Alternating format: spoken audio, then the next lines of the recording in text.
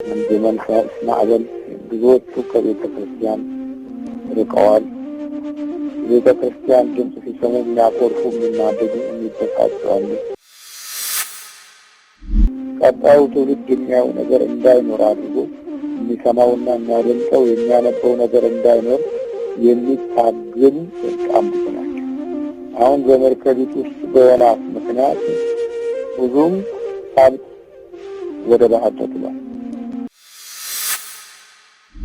የሚያመልክ ይተኛል፣ የሚያመልክ ያንቀላፋል፣ የሚያመልክ ውጭውንና ውስጡን የማየት ችሎታ የለውም። የሚያመልክ ማዕበል ሲነሳ አይነቃም። በሌላው ነው እንደሚቀሰቀሰው አመልካለሁ። እንደዚህ ነው። ብዙዎቻችን እንጾማለን፣ እንጸልያለን፣ አርባ ውዳዴን እንጾማለን፣ እንጸልያለን።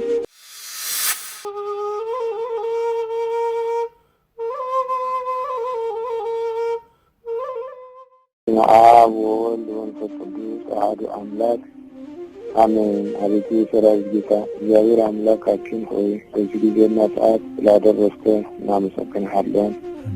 በቅዱስ ቃልህም እንድትባርከን በጠፋንበት መንገድም እንድታገኘን በቅዱሳን ጸጋና ኃይልና ጥበብም እንድትረዳን እንለምንሃለን። በመላእክት ጥበብና ጥበቃቸውም ውስጥ ያለ መንፈሳዊ በረከት እንድታኖረን እንማጸንሃለን።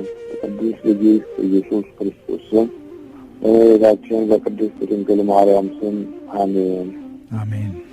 አገልጋይ በሌላው ሲቀሰቀስ መዝሙረ ዳዊት 138 ቁጥር 1 ላይ አይቴኖ አሐውር መንፈስከ ወአይቴ እጎይ እምቅድመ ገጽከ እነኒ አረግኩ ውስተ ሰማይ እየኒ ሀልወከ እነኒ ወረድኩ ውስተ ቀላይ እየኒ ሀልወከ። አይቴኖ አሐውር መንፈስከ አቤቱ ከመንፈስህ ወዴት እሄዳለሁ? ወአይቴ እጎይ እምቅድመ ገጽከ ከፊትህም ወዴት እሸሻለሁ? ወደ ሰማይ ብወጣ አንተ በዚያ አለህ፣ ወደ ጥልቅ ብወርድ አንተ በዚያ አለህ በማለት ክቡር ዳዊት የዮናስን መኮብለልና በመጨረሻም መገኘት እና ከጥልቅ መውጣት በማገናዘብ ይህንን ታላቅ ጸሎት ጸልዋል ማለት ነው። ይህን ጸሎት የበለጠ እንዲያተኩር ያደረገው የዮናስ ወደ ጥልቅ ወርዶ እዛ ውስጥ ባሉ ተፈጥሮዎች በሌላ ባዕዳን ነካሽ ኃይል ባላቸው ጥርስ ባላቸው ሆድ ውስጥ ገብቶ እንኳ መዳኑን መቻሉን ሲያይ ወደ ጥልቅ በወርድ አንተ በዚህ ያለ፣ ወደ ሰማይ በወጣ አንተ በዚህ ያለ አለ። ይሄ እንግዲህ የክቡር ዳዊት ጸሎት ነው። የዛሬው ርዕሳችን ጋር ስንመጣ አገልጋይ በሌላው ሲቀሰቀስ ትንቢተ ዮናስ ምዕራፍ 1 ቁጥር 5 ላይ እንዲህ ይላል። ዮናስ በከባድ እንቅልፍ ተኝቶ ነበር። እንግዲህ አገልጋይ ሲተኛ ብዙ ችግሮች ሊመጡ እንደሚችሉ ባለፈው ተገንዝበናል። በከባድ እንቅልፍ ተኝቶ ነበር። የኮበለሉ አገልጋዮች በዘመናችንም ካሉ ትልቅ ጣፋጭ የሕይወት ስራቸው እና ታሪካቸው መካከል ትልቁ ቦታ እንቅልፍ ነው። እንቅልፍ የመኖር ክፍል ውስጥ አንዱ አካል ቢሆንም በአገልጋይ ዘንድ እንቅልፋምነት ትውልድ ላይ ለሚመጣው ችግር ብዙ አለማሰብና በሌላው በጎነት እና በቅን መንፈስ የመኖር ዕድል አለማግኘት መቻል ማለት ነው እና የዮናስን ባህሪ ይህንኑ ስለሚያስገነዝበን የአገልጋዮች መተኛት ሁለንተናዊ ድቀትን በምድር ላይ ሊያነሳ እንደሚችል ለማገናዘብ የምንችልበትን ትምህርት እንድናገኝ ነው። በዚህ ጊዜና ሰዓት ነነዌን መርጠን የዮናስን አካሄድ በስፋት ለማየት የሞከረው። ስለዚህ አገልጋይ በሌላው ሲቀሰቀስ የዛሬው ሁለተኛው የትምህርት ክፍላችን ነው። የመርከቡ አለቃ ወደ እርሱ ቀርቦ ምን ነው ተኝተሃል? ጥያቄ ምልክት ነው። ይህን ቃል ዞር አድርገን መውሰድ ያስፈልገናል። ምን ነው ተኝተሃል? ጥያቄው የመርከቡ አለቃ ነው። በሙሉ የእንቅልፍ ኃይል ውስጥ ተኝቶ የነበረውን ነቢይ ምን ነው ተኝተሃል ብሎ የቀሰቀሰው የመርከቡ አለቃ ካፒቴኑ ነው። ካፒቴኑ ከውስጥና ከውጭ ያለውን አደጋ ሲያይ ዋናው ላይ የሚገባው ዮናስ ግን አላየም። ሌሎች የሚያዩትን እንኳን ለማየት እድል አልበቃም። በአሳዛኝ ምዕራፍ ውስጥ የሚገኙ አገልጋዮች በአብዛኛው ከውስጥና ከውጭ የሚመጣውን ችግር ለማስተዋል በቂ ጊዜ የላቸውም። ምክንያቱም የራሳቸውን ምቾት ብቻ ለመጠበቅ በሚያደርጉት ትግል ውስጥ ትልቁን ቦታ ይዞ የሚገኘው ግለኝነት ባህሪና የግል ጥቅምን በማሳደድ የራስን ምቾት ረፍት የመፈለግ ትኩረት ብዙ ጊዜ ለመንፈሳዊ ስፍራና ቦታ መልካም የመሆንን እድል እንዲያጡ ያደርጋቸዋል። ይህም በራሱ ራሱን የቻለ ትልቅ የድቀት ኃይል መግለጫ ነው እና ዮናስ አሁን በከባድ እንቅልፍ ውስጥ ተኝቶ ሌላ የመኝታ ጊዜ ሲጠብቅ ሌላ እንደገና የመኝታ ጊዜ አለ ብሎ ሲያስብ የመርከቡ አለቃ መጥቶ ምነው ተኝተሃል የሚል ጥያቄ አቀረበለት። እንግዲህ በመኝታ ውስጥ ሌላ ጥያቄ ያለ ማለት ነው። አሁን የተቀሰቀሰው አገልጋዩ በሌላው ሰው ነው። በጣም በሚገርም ሁኔታ በዚህ ዘመን ውስጥ በሌሎች ሰዎች እንኳን ተቀስቅሰው የማይነሱ ብዙ አልምጥ መንፈሳዊ አገልጋዮች አሉ። በመንፈሳዊ ስፍራ ላይ አፍዝ አደንግዝ ሆነው ለሌሎችም ክርስቲያናዊ ሕይወት ትልቅ እንቅፋት እና የተጃጃለ ያካሄድ ባህሪያትን ሰጥተው በደንዛዛው እና በቀዝቃዛው አካሄድ ውስጥ እምነት አለን ብለው እንዲኖሩ የሚያደርጉ ከበረከት ውጭ የሆኑ ሰዎችን ሁሉ ጭምር ይሄ ነው መንፈሳዊነት ብለው አዳክመው አፍዘው አሰኝተው የሚያኖሩ አገልጋዮች ሞልተዋል። አሁን በሌላው እንኳን ሲቀሰቀሱ ቶሎ አይገባቸውም። አሁን ጊዜ በአብዛኛው ቶሎ ያልነቃ አገልጋይ ነው። ምክንያቱም ውስጣቸው ብዙ ንቀት አለ፣ ብዙ ትዕቢት አለ፣ ብዙ ትልቅነት አለ፣ ብዙ ኩራት አለ፣ ብዙ አዋቂነት አለ፣ ብዙ እልህኝነት አለ፣ ብዙ ቂምና ነገርም አለ። ስለዚህ ቶሎ አይቀሰቀሱም። የመርከበኛው አለቃ እዚህ መርከቧ ስትናወጥ ወደ ዮናስ ሄዶ ይህ ሰው ለምን ተኛ ብሎ ሁሉም አለቃው ትኩረት በሚሰጥበት ጊዜ ሁሉም ደግሞ ትኩረት ሰጥተውበታል። በመርከቢት ውስጥ ያሉ ቀሰቀሰው። ዛሬ ብዙዎች በመንፈሳዊ ሕይወት በመቁጠሪያ ሲጠቀሙ መቁጠሪያው ምን ያደርጋል? እናንተ ምን ይጠቅማችኋል? ይሄ ለመነኮሳት ነው፣ ይሄ ለበቁ ሰዎች ነው፣ ይሄ እኮ እናንተ አይገባም፣ ይህ ኃጢአት ነው፣ ይሄ ነገር መቅሰፍት ነው፣ ቁጣ ነው በማለት መቁጠሪያውን እንኳ አቅጣጫ አስተው ለማሳሳት የሚሞክሩ ገና ያልተቀሰቀሱ አይደለም እንኳ ሲሏቸው የሚመልሱት ነገር በቁጣና በትዕቢት የተሞላ አነጋገርን ጭምር የሚናገሩ ብዙዎች ናቸው። አገልጋይ በሌላው ሲቀሰቀስ እንኳ ቶሎ የመንቃቱን ሁኔታ እንኳን ያልደረሱበት ሊደርሱ የማይፈልጉ ሰዎች አሉ እና ተገላብጦ ዛሬ በምዕመናኑ የመናፍስትን የማጥቃት ችሎታ በመንፈስ ስቃይ አንጻር ተረድቶ ያለ የመናፍስትን አገዛዝ ጠጥበል ብሎ ሲቀጠቅለው እንኳ እነሱ ገና ምንም መንገድ ያልባነኑ ብዙዎች ናቸው።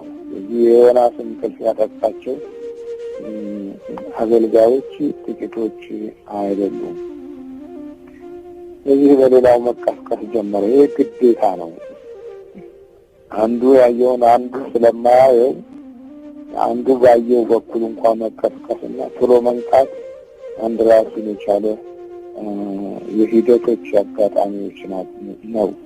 አሁን እዚህ የሂደት አጋጣሚ ሆኖ ካፒቴኑ መጥቶ ዋናው መጥቶ ሊቀሰቅሰው ሞከረ። ዋናው ሲቀሰቅሰው ምነው ተኝተሃል ብሎ እንዳንጠፋ እግዚአብሔር ያስበን እንደሆነ ተነስተህ አምላክህን ጥራ አለው። አገልጋዩ ስለመጥፋቱ አያውቅም። እንዳንጠፋ ያለው ሌላው እንዳንጠፋ። እንደዚህ ነገሮች ይወሳሰባሉ። አገልጋዮች በሚተኙበት ጊዜ ጥፋት ሲመጣ እንኳን አያውቁም። ጥፋት እየሮጠ ሲመጣ ጥፋት እየጋለበ በግልም በሕይወትም በእውነትም በሀገርም በእምነትም ላይ ብዙ መንገድ ጉዞውን እንደ ማዕበል እየተነሳ ወደፊት ሲገሰግስ ብዙ አገልጋዮች በመኝታ ተሟሙቀዋል። ደግሞ ከእንቅልፍ ላይ የሚገኙ በጣም ብዙዎች ናቸው። ስለዚህ አሁን ሌላው ነው ጥፋትን ያየው። አሁን በአሁኑ ወቅት ከመንፈሳዊ አገልጋዮች የበለጠ ሌሎች ናቸው ጥፋትን ያዩት፣ ውድቀትን ያዩት፣ ችግርን ያዩት። እነዚህኞቹ በሌላ ድንዛዜ ውስጥ ስለሚገኙ መንፈሳዊ አገልጋዮች በከፍተኛ ሁኔታ የመናፍስት የእንቅልፍና የዚህም ጫና ስለተጫናቸው ቀጣይም ሆነ ያለፈውንም የወደፊቱንም ለማየት የሚችሉበት ዓይን ጨፍኗል።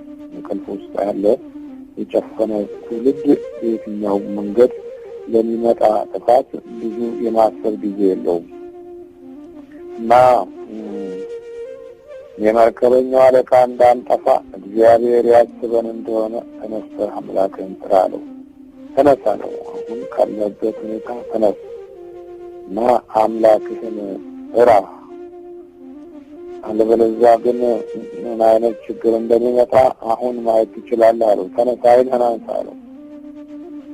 ከዛም በኋላ የሌላው ጥፋት አልታይ ብሎት የራሱ ጥፋት ሲመጣ እንኳ አሁን በሌላው ተቀስቅሶ ነው። ዛሬ ብዙዎቹ የአዚምን ኃይልና የአዚምን መንፈስ እንደራሳቸው የሰውነት ድክመት አድርገው የቆጠሩትን ጥቂቶች አይደሉም። የመንገላጀቱ፣ ትከሻ መክበዱ፣ የሰውነት ኃይል መደበቱ፣ ማንቀራራቱ፣ ክፉ ቋንቋ መናገሩ፣ ሐሜትን ኑሮ ማድረጉ፣ አንዱን አንዱ መንቀሉ፣ በምቀኝነትና በክፉ ቋንቋ ማሾክሾኩ፣ እነዚህ በዘመናችን ያሉ አገልጋዮች ልብና ሕሊና ውስጥ ጎልተው የሚኖሩ የጥፋት መንፈስ ምልክቶች ናቸው። ታዲያ ሌላው ባንደበቱን ሲቆጥፍ፣ ሌላው በመንፈሳዊ ሕይወት ነገር ላይ ትኩረት ሰጥቶ አምላኩን ሲፈራና ለአምላኩ ሲሰግድ ወደ ፈጣሪ አምላክ የአምልኮት መንፈሳዊ ክብር ሲሰጥ፣ ብዙዎቹ አገልጋዮች ገና ማምለክ ምን እንደሆነ እንኳን ለመረዳት ራሳቸውን ያላዘጋጁ ናቸው። የዮናስ ችግር የአዲስ ኪዳን አገልጋዮችን መሰረታዊ ችግር እንደሆነ እንማራለን ማለት ነው። ስለዚህ እንዳንጠፋ እግዚአብሔር ያስበን እንደሆነ ተነሳ አምላክህን ጥራ አለው። ጥራ፣ እስካሁን አልጠራህም፣ ተኝተሃል። እኛ ስንጠራ ማዕበሉም አልቆም ብሏል። እሳት ከፊታችን ቀርቧል። መስጠም፣ መውረድ፣ ቁልቁል መሄድ ከፊታችን አለ። ወደ አዘቅት ውስጥ ተሽቀንጥሮ መውረድ እየጠበቀን ያለው። ተነስ ጥራ አለው። አምላክህን ጥራ። አንተ ስላልጠራ ነው መቅሰፍት የመጣው፣ ቁጣ የመጣው። መንገዳችን ከፊታችን የጨለመብን አንተ ስላልጠራ ነው። ተነስና ጥራ ነው። አዎ ልክ ነው።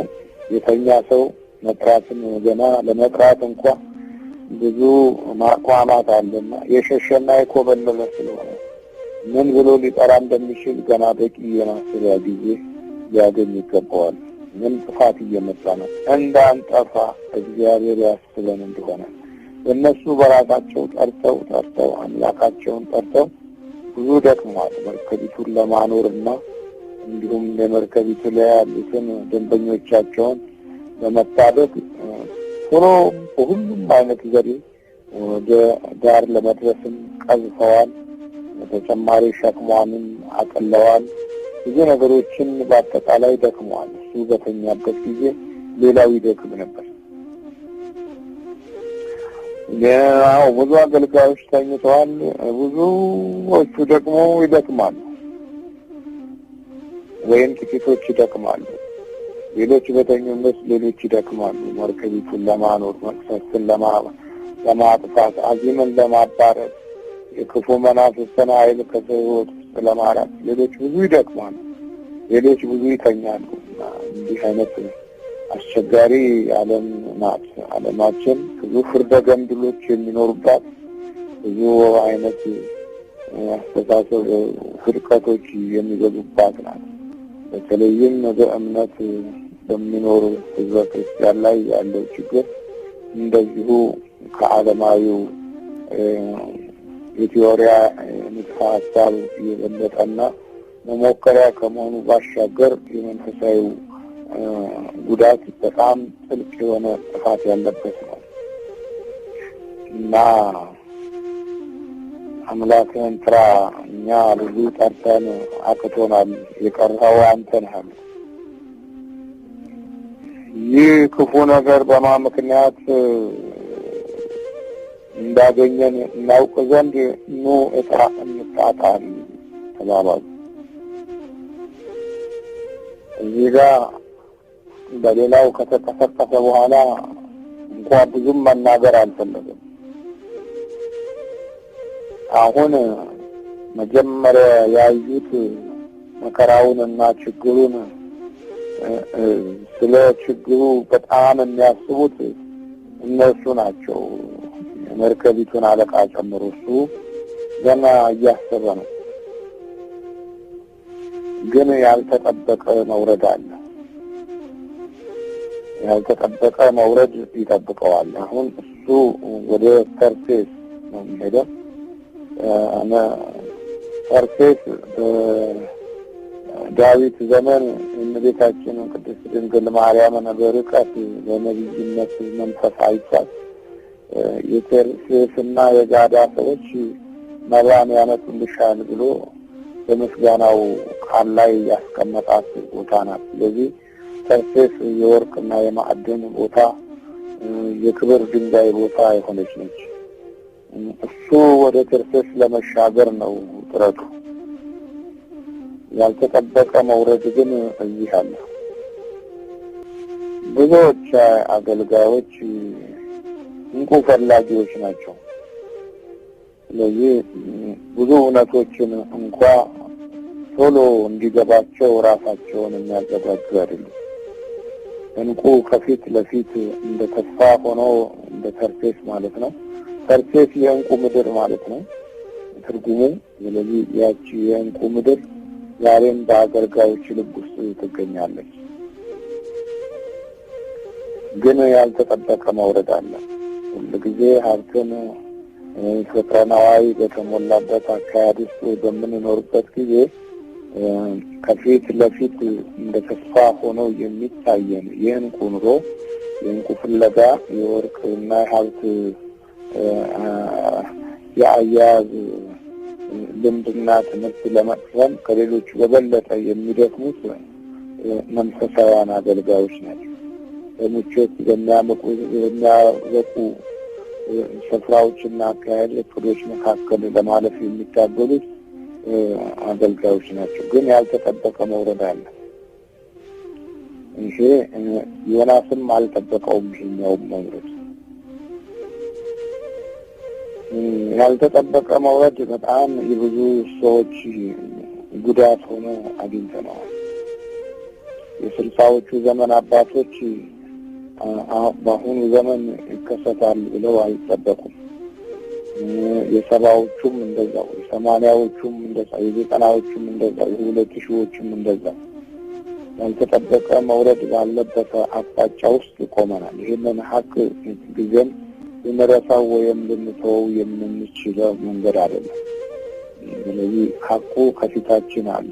ያልተጠበቀ መውረድ በአስተሳሰብ፣ በአኗኗር፣ በአካሄድ፣ በአመጋገብ፣ በኢኮኖሚ ያልተጠበቀ መውረድ ከፊት ለፊታችን አለ። በአካል በግንዛቤ በእቅድ ያልተጠበቀ መውረድ አለ። ስለዚህ ከዚሁ ጎን ሌላው ተኝቶ ሲነቃ ማዕበሉን ማየት ጀመረ። ሌላው ቀድሞ ያየውን ቀድሞ ማየት አልቻለም እንደሌላው። ስለዚህ ተኝቶ ሲነቃ ማዕበል ነው ያለው። ዮናስ መኝታ የማዕበሉን ኃይል ከልክሎታል። ግን ማዕበሉ ፊቱ ደርሷል። ራሱም የሚኖርበት ቦታና ስፍራ እየተናወጠ ነው። ተኝቶ መንቃት ብዙ ጊዜ ገና ችግሮች ሳይመጡና ሳይከሰቱ እንደናስብ ወይም እንድንመለከት አያደርገንም። ተኝተህ ስትነቃ ገና አይህን ታሻለህ። ለማየት ገና የጨፈነውን አይህን በመግለጥ ትታገላለህ። አእምሮን ወደ አንድ አቅጣጫ ለመሰብሰብ ከአንተኛበት ቅዠት ውስጥ አምልጠህ ከምናባዊው የእንቅልፍ ኃይል ወጥተህ በአካል አይኖች የምታየው ውጫዊ ነገር ላይ ያለው ትኩረት ተኝተህ ገና ስትነቃ የውስጥ ድካምህ እንደቀጠለ ነው እና ምቾቱ በራሱ ራሱን የቻለ ድካም የሚያመጣ ነው። ተኝቶ ሲነቃ ማዕበሉን አየሁ። ዛሬ ብዙ ማዕበል ውስጥ ነው ያለነው እና ብዙ አገልጋዮች የመናፍስትን ማዕበል አላዩም። ዮናስ እንኳ አይቷል እና የማዕበሉን አይነት ለመለየት እንኳ አቅም አጥተናል። ዛሬ የማዕበሉ ብዛት በጣም ብዙ ነው። የህይወት እና የኑሮ መንፈሳዊ ጉዞ የመሄጃው መንገድ ማዕበል ላይ ነው ያለው። መንፈስ ማዕበል ብዙዎቹ ከቤተ ክርስቲያን ርቀዋል። የቤተ ክርስቲያን ድምፅ ሲሰሙ የሚያኮርፉ፣ የሚናደዱ፣ የሚበሳጩ አሉ። ገና ተኝተው ሲነቁ በቃ ከዚህ የቤተ ክርስቲያን ድምፅ ማን ይገላግለኝ ይላሉ። ከመጥላታቸው የተነሳ መንፈሱ የሚጠላውን ነገር መጥላት ከጀመሩ ቆይተዋል። በምሁርነት ደረጃ በማዕረጋቸው ከፍ ያሉ፣ በስልጣናቸውም ሞቅ ያሉ፣ በኢኮኖሚ ይዞታቸውም የዳበሩ ሰዎች ሁሉ በዚህ በመጥላት ማዕበል ውስጥ እንደሚገኙ ብዙዎቻችን አልተገነዘብነውም። መንፈሳዊ ድምፆችን ከመራራ ኮሶ ቃል ጋር አንድ አድርገው የሚያዩና የሚመለከቱ እዚህ መንፈሳዊ ነገር ርቀው ለሆዳቸው ብቻ የሚኖሩ፣ ለምቾት የሚኖሩ፣ ምቾትን ለማምጣት የሚታገሉ ብዙ ናቸው። ተኝቶ ሲነቃ ማዕበሉን ለማየት እድሉን ያላገኙ አገልጋዮችም በጣም ብዙ ናቸው። በሕይወት ረጃጅም ዘመን ኖረው የቆዩ ማዕበሉን ሳያዩ እንደገና ደግሞ በማዕበሉ ውስጥ እንኳ ያለውን ነገር የሚያደናግሩ ሌሎች አሉ። እኔ መንፈስን አውቄ እና እየቀጠቀጥኩ ነው ብላችሁ አሁን ረጅም ዘመን ለኖሩት አባቶች ተነግሯቸው ግራ ይገባቸዋል። ድንግርግራቸው ነው የሚለው። ተኝተው ሲነቁ ማየት አልፈልጉም። ይሄንን መስማት ማድመጥም አይፈልጉም። ምክንያቱም እነሱ የለመዱት እና እናንተ አሁን የለመዳችሁት የትግል ዘዴና ስልት እጅግ በጣም ተራርቆ ተለዋውጧል። የነሱ የነበረው ለእናንተ፣ የእናንተ የነበረው ለነሱ ሆኖ ግራ መጋባት ሁሉ ከእናንተ በፊት እነሱ ለምደውታል። የግራ መጋባት መንፈስን ዘወትር ያገለግሉታል። ተኝቶ ሲነቃ ማዕበሉን አየሁ። በዚህ ጊዜ ዮናስ ግራ ተጋባ። ግራ ገባው ምን እንደሚያደርግ። ወደ ኋላም ወደ ፊትም ወደ ላይም ወደ ታችም ቢያይ አሁን መቁለጭለጭ ብቻ ነው። ምንም ዮናስ አሁን በማዕበሉ ግራ ተጋብቷል። ለመሆኑ ስንት ሰዓት ነው የጀመረው? እንዴት ነው የጀመራችሁ ለማለት እንኳን ጊዜ አላገኘም። መርከበኛው ግን አንተ ምነው ተኝተሃል? እንዳንጠፋ እግዚአብሔር ያስበን እንደሆነ ተነስተህ አምላክህን ጥራ አለው። ተነስ ጥራ። በመጥራት የሚመጣውን የጸሎት ጩኸት በሚገባ የተገነዘቡት በመርከቡ ላይ ችግሩን ያዩት ናቸው። የማዕበሉን ኃይልና ብዛት ከዚህ በፊት ያልጠበቁት አይነት ስለነበረ ተነስ ስራ አለው። እዚህ ጊዜ ሌላው በግድ ችግርን ማቅመስ አንድ ሌላው አጋጣሚ በግድ ነው። በመተኛት ችግርን ማምለጥ አይቻልም። በግድ ወቅቱ ጊዜው ሰዓቱ ያመጣውን ችግር የሚቀምስ አገልጋይ ነው። ይሄ በጣም ግዴታ ነው። ከእንቅልፍ በኋላ የሚመጣ ግዴታ ነው። ከችግር ማምለጥ አይቻልም። ሁለተኛ እንቅልፍ የለም ከዚህ በኋላ። እንቅልፍን የለመዱ ብዙዎቹ አንቀላፍተው ሞተዋል። በዘላለምም የተኙ በእንቅልፍ ኖረው ለሞት እንቅልፍ የተኙ ጥቂቶች አይደሉም።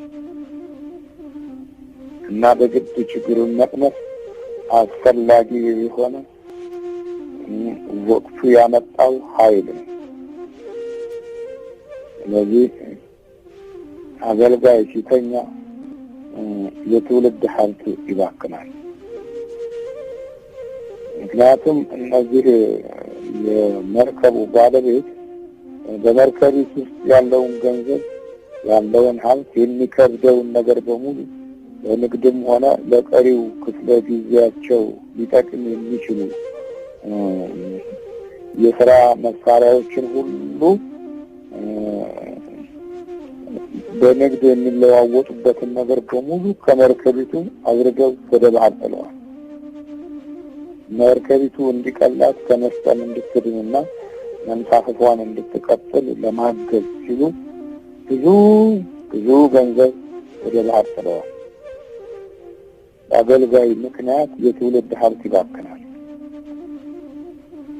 ከዚህ ቃል የምንማረው መሰረታዊ ነገር አሁን ዘመን ሌላው የሚቆይ ነገር እንዳይኖር የሚታገል አገልጋይ በጣም ብዙ ነው። የትውልድን ሀብት ቅርስ፣ የትውልድን የበረከት መግለጫ፣ ሌላው የሚያየውን መንፈሳዊ ቅርስ ሁሉ አውጥቶ ለባዕዳን በመሸጥ ቤተክርስቲያንን፣ ታሪኳን፣ መንፈሳዊ ጉዟን ባዶ ለማድረግ ከሚታገልና በዚህ በክፉ ሚና ውስጥ ጨዋታ ተጀመሩ ብዙዎቹ የአገልጋዮች ክፍል እዚህ ላይ ያረፈ ነው። የትውልድ ሀብትን ማባከን ተኝተው የሚመጣ ችግር ይሄ ነው። ቀጣዩ ትውልድ የሚያየው ነገር እንዳይኖር አድርጎ የሚሰማውና የሚያደምጠው የሚያነበው ነገር እንዳይኖር የሚታገሉ በጣም ብዙ ናቸው። አሁን በመርከቢት ውስጥ በወናፍ ምክንያት ብዙም ሀብት ወደ ባህር ተጥሏል። የሚጠቅመው እንደማይጠቅም ሆኖ የሚያግዘው እንደማያግዝ ሆኖ ክብደት ለመቀነስ ሲባል ብቻ ሀብት እዚህ ከመርከቢቱ ውስጥ ወድቋል። ዛሬ በመንፈሳዊ ሕይወትም የቤተ ክርስቲያን ሀብት፣ የቤተ ክርስቲያን ገንዘብ ከዓለም ካለው የቢሮክራሲ እና የሙስና ጠባይ በላቀ መንገድ የሚጠፋውና የሚባክነው በጣም ቀላል አይደለም። ይህ ሁሉ ታዲያ በአገልጋዮች ምክንያት ነው። የአገልጋዮች ለሌቦች የተመቸ ባህሪና አመራሩና አካሄዱ ሁሉ ለሌብነት ግልጽ የሆነ መንገድ የሚሰጥ ስለሆነ ትውልድ ሀብት በመባከን ደረጃ ቀዳሚዎች ሆነን እንገኛለን። ስለዚህ ዛሬ የአገልጋዮች መሰረታዊ ችግር አንዱና በጣም ትልቁ ለቀጣይ ትውልድ ያለማሰብ ነው። በእንቅልፍ የተኛ ትውልድ ይህንን በመሰለ ሕይወት ውስጥ ሊወድቅ እንደሚችል ከዮናስ በእርግጠኝነት ልንማር የሚገባ እውነት ነው። ማዕበሉን ያቆማል ብለው የገመቱት የገንዘብ ወደ ባህር መጣል ምንም አማራጭ የሌለው ትልቅ ጉዳት ነበር። ክብደቱን ለመቀነስ ሲሉ ብቻ ብዙ ገንዘብን አባክነዋል። ግን ወደ ባህር መውደቅ የነበረበት ያ ሳይሆን ገንዘባቸው ሳይሆን ራሱ ዮናስ ነበር። አንዳንድ ጊዜ ምክንያቱና ትርጉሙ ሳይታወቅ ምክንያትና ትርጉም በማብዛት ብዙ ነገር ላይ ትኩረት የምንሰጠው በማይሆነው ነገር ላይ ነው። ትርጉም የበዛበት ጊዜ ነው አሁን ጊዜ። ምናልባት ይላል ማዕበሉ የተነሳው መርከቢቱ ስለከበዳት ይሆን፣ መርከቢቱ ውስጥ ያለው ነገር ደግሞ ለመስጠን የሚያግዝ ይሆን፣ ስለዚህ እስቲ ያወጣን እንጣለው እያሉ ሸክሟን አቀልሉላት መርከቢቱ። እዛ ውስጥ ካለው ብዙ ከባድ ሸክም ይልቅ ትልቁ ሸክም ዮናስ ነው። ትልቁ ሸክም ዛሬ በመንፈሳዊ ሕይወት ለቤተ ክርስቲያን ትልቁ ሸክም አገልጋዮች እንጂ አገልጋዮቹ ምዕመናን አይደሉም። ቤተ ክርስቲያንን በጣም ከብዷት የሚገኙት በየቢሮው እና በየቤተ መቅደስ ውስጥ ያሉ አለቆች እጅግ በጣም ከባዶች ናቸው። የሚከብደው ወርቁና ብሩ አልማዝና እንቁ ሳይሆን የሚከብደው ለቤተ ክርስቲያን ልክ እንደ ዮናስ እንዳረፈባት መርከብ ትልቅና ከባዶቹ እነሱ ናቸው። ምክንያቱም ማዕበሉ አልቆመም። ብዙ ከባድ ነገር እንኳን ቢወረውሩ ወደ ባህር ቢጥሉ ማዕበሉ አልቆመም። እጅግ ከባዱ ግን ዮናስ ነው። የምክንያቱ ትርጉም እንኳን ቢበዛ እነሆ ከባዱ ሰው አሁንም ቢሆን ዮናስ ነው። ብዙ ሰዎች ትርጉም በራሳቸው ይፈልጋሉ። ወይ ባነበቡት ወይም በተረዱት ወይም በሳይኮሎጂ ወይም በይሆናል ግምት ትርጉም አብዝተው ብዙ ነገር ላይ ያለውን ነገር ወደ ተሻለ መንገድ ለማምጣት እየሞከሩ ይሆናል። ሂደቱ እንደዛ አልነበረም። ችግሩና መንስኤውን ለመፈለግ ሌላ ብዙ አማራጮችን ሄደን ደክመን ሳይሆን ወዲያውኑ የምናውቅበትን መንገድ ለማግኘት ትርጉም በበዛበት ያስተሳሰብ መሄድ አልነበረም። በእምነት ፈልጎ ማግኘትን እና ማስተዋልን የሚጠይቅ ነው። ለዚህ ዮናስ ትርጉም አብዝተው የነበሩ የመርከበኞችን ሕይወት ብዙ ጎድቷል እና ከዛም ውስጥ አንዱ የፊት ለፊት ኑሯቸውና የፊት ለፊት እቅዳቸው መክኗል። እናተርፋለን ያሉትን ለማትረፍ አልቻሉም። እናሻገራለን ያሉትን ለማሻገር አልቻሉም። ግን በማዕበሉና በመርከቡ መካከል ሕይወታቸው ትርጉም ፍለጋ ላይ ነው።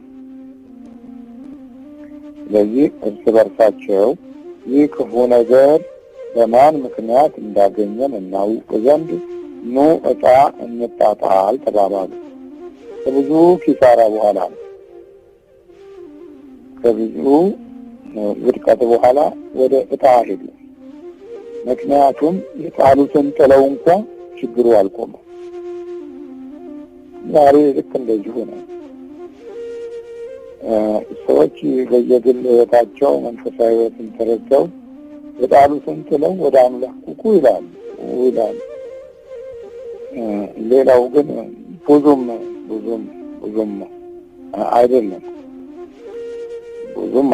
የበላነውን ከስጋችን የጠጣነውን ከደማችን ያዋሃድልን ብቻ ነው። አሁን የኛው ትውልድ ጸሎት እንደዚህ ነው። የበላነውን ከስጋችን የጠጣነውን ከደማችን ያዋሃድልን። መቼም ብሎ ያውቃል? መቼ ያልዋሃድ ብሎ ያውቃል? ሁሌ እንደተዋሃደ አይደል እንዴ? ሁሌ እንደጠጣን እንደተዋሃደ። ይሄ የጨጓራ ጸሎት መቆም አለበት። የጨጓራ ጸሎት ነው እንጂ የህይወት ጸሎት አይደለም። የሆድ ጸሎት ነው፣ የአንጀት ጸሎት ነው እንጂ የነፍስ አይደለም። ስለዚህ እንዲህ አይነት ጸሎት ብዙ ጊዜ እያልን ጊዜ ፈጀንባት ናት። እቺ ጸሎተ ሆድ፣ ጸሎተ ጨጓራ ትባላለች።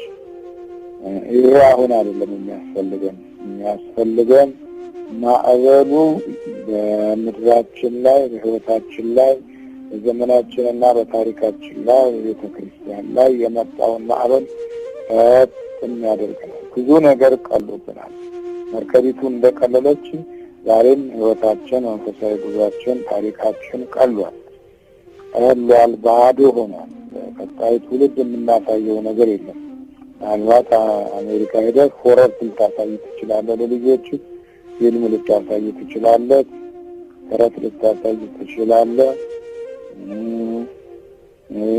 ሌሎችንም የጥፋት መንገዶች የበለጠ እንድታይ በግድም ታያለህ። ምሳሌ ቴሌቪዥን ስከፍት ታያለህ። የለመድከው ይህንኑ ያ ሌሎች የሚያሳዩልህን አንተው ታሳያለህ። አንተው ስትከፍት ታያለህ። በቃ ምንም አሁን እኮ አርካሚ አይደለም። ሌሎችን ለማየት ግልጽ ነው። የኛ ሆነ የለንም። ሌላው ቀርቶ ጥሩ ዜና እንኳን የለንም። ጥሩ ድምጾች እንኳን አንሰማም። ጥሩ መልእክቶች አንሰማም። ጥሩ ቋንቋዎች የሉንም። የምስራቾች የሉንም። ሁሉ ጊዜ ቁጣንት የትችት ሰልፍ ውከት ነው። በቃ ሁሉ ጊዜ እንዲሆነ ለዚህ ምን እንደምናደርግ አሁንም ግራ ገብቶናል። ብቻ ሲነጋ ሲመሽ ቀን ምሳ ሲቀር የበላነውን ስጋችን የጠጣነውን ከደማችን ያዋህድልን። እንዲህ አይነት አካሄዶች ብዙ ተኝተን በነበርንባቸው ባህሪያቶች ውስጥ የለመድነው ማዕበልን ለማቆም በሚያስችል መንፈሳዊ ጉዞ ውስጥ ለመሄድ እንዲተኛ ያደረገን የምግብ ጸሎት ዘመን ላይ ነው ያለነው። እዚህ የችግሩን መንስኤ በመፈለግ ላይ ያለው ካፒቴን ምነው ተኝተሃል? አሁን ቃል የሚጥል ነው አለ። የዕጣ ዕድል አወዳደቅ እዚህ ጋር እናገኛለን። ዕጣ የሚፈልገው አሁን አለ። በቃ አሁን በዚህ በዕጣ ውስጥ እግዚአብሔር አንድ ሰውን ይፈልጋል። የተኛው ሰው የማያውቀው ሌላ መውረድ፣ የማያውቀው ያልጠበቀው ሌላ መውረድ አለ። ብዙዎቻችሁ ማጣጡት ሌላ መውረድ አለ። ወርዳችሁ ባለባችሁ ህሊና ውስጥ ሌሎች ሲቀድሟችሁ እናደናበረዋለን ብትሉ አይደናበርላችሁም። በጣም ብዙ ስፍራ ላይ እንደወረዳችሁ ስለሚገነዘብ ወይ ከእናንተ ይሸሻል አልያም ዝም ይላችኋል። አልያም የምትናገሩትን ነገር እዚህ ላይ አቁም ማለት ይጀምራሉ። እንዲህ ነው ነገሩ። ዛሬ እንዲህ የተገላበጠ በጣም ብዙ መንፈሳዊ ስፍራና ቦታ ላይ የሆነ ባዶ ቦታ አለ። ባዶ ቦታ ላይ ዕጣ ይወድቃል። ዕጣ እንጣጣላለን። እስከ ዕጣው ክፍለ ጊዜ ድረስ ዮናስ ተስማምቷል። ምክንያቱም ምናልባት ዕጣ ቢጥሉ እኔም ያልፈኝ ይሆናል ብሎ ምንም ሊናገር አልፈለገም። ነገር በሆዱ ነው አገልጋዩ። ይህ አገልጋይ ነገር በሆዱ ሁሉንም ነገር በሆዱ ይዟል። ነገር በሆዱ የያዘው መልካሙን አይደለም። የኩብለላውን ኃይል ተማምኖ ወደ ተርሴስ ደርሳለሁ ብሎ ይታገላል። ወደ እንቁ ወደ በዛበት ዓለም ደርሳለሁ ነው። ብዙዎቻችሁ የእንቁ ዓለም ሕይወታችሁን አመሰቃቅሎታል። በመንፈሳዊ ጉዞ ውስጥ ያለን እድል በብዙ መንገድ እንዲባክን ትልቁ ጥፋት ይህ የእንቁ ፍላጎት መጠንከር ብዙ መንፈሳዊ ነገር ላይ ቦታ እንዳንሰጥ አድርጎናል። ሌሎች ቦታ ሰጥተው በሚኖሩት ኑሮ ውስጥ እኛ ጊዜ እያሳለፈን የራሳችንን እንቁ ቆጥበናል። ይህም በራሱ አንደኛው ሌላው አይነት የውድቀት መንገድ ነው። ስለዚህ ነገር በሆዱ ሆነን ነገሮችን ደብቀን እንጓዛለን። ግን የሚገርመው የዕጣው አወዳደቅ ማን ሊለይ እንደሚችል የሚነግረን ክፍል ቦታ ላይ እየደረስን ነው። ይህ ክፉ ነው ያውቅ ዘንድ ኑ ዕጣ እንጣጣል ተባባሉ። ይህንን ቃል እንደገና በደንብ አስተውሉ። ይህ ክፉ ነገር በማን ምክንያት እንዳገኘ የምክንያት ትርጉም ሰጥተው የአንድ ትውልድ ሀብት ወደ ባህር ጥለዋል። ቁልቁል ወርዷል።